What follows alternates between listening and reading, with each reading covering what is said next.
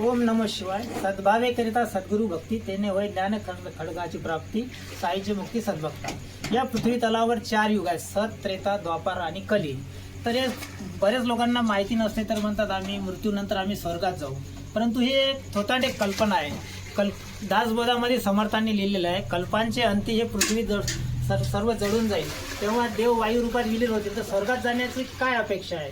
तर त्या संतांनी सांगितलं की सायुज्य मुक्ती, जन्म मरणाच्या मोक्षातून मुक्त, एकदम फ्री होणे.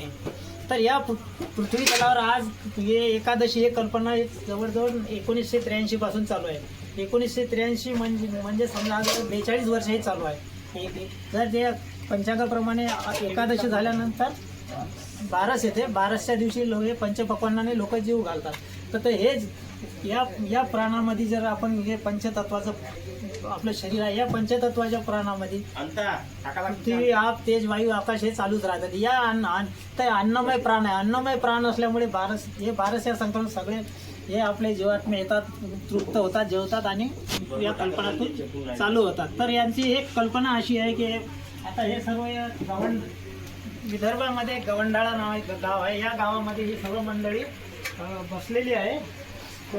तर यांच्यामध्ये बसून आता स्वयंपाकाचा 12चा कार्यक्रम चालू आहे. तर हे जे पुण्य आत्मे आहे, हे पण कोणाच्या नशिबात नाही. भरपूर लोक येतात, पण हे जे कार्य करतात हे पण कुठल्या जन्माचे आत्मे आहे. तर आता यांचा एक बिट्ट्याचा प्रोग्राम आहे. बिट्टे आणि इकडे भाजी होत आहे. तर हा आनंद द्विगुणित करण्यासाठी आणि यांच्यातून जो पुण्य मिळण्यासाठी काही मंदिराचं हे बी केलं आणि जे आत्मे तृप्त झालं तर हे पण पुण्य या लोकांना लाभते. तर ही संकल्पना याच सर सांगली. तर हे आमचे गवडी महाराज, ज्ञानेश्वर गवडी महाराज हबप. हे आपले वसंत महाराज, हे पण एक महाराज आहेत. आता यांचं नाव मला अनंत महाराज. आणि हे एक महाराज आहे मामा. आणि यांची आता हे भाजीचा प्रोग्राम चालू आहे. भाजी कशाची? मिरच्याची भाजी आहे. तर हे असं हे चालू आहे. तर आता आपल्यामध्ये अभंग आहे. कांदा मुळा भाजी, कांदा मुळा भाजी अवघी विठाबाई माझी, ऊस गांजण रताळू अवघा झालासे कृष्ण कृपाळू, मोठ नाळा वीर दोरी अवघी व्यापिली पंढरी. तुका सावता म्हणे केला मला, विठ्ठल देखीला डोळा. म्हणजे आता थोडं मला आठवत नाही त्यामुळे.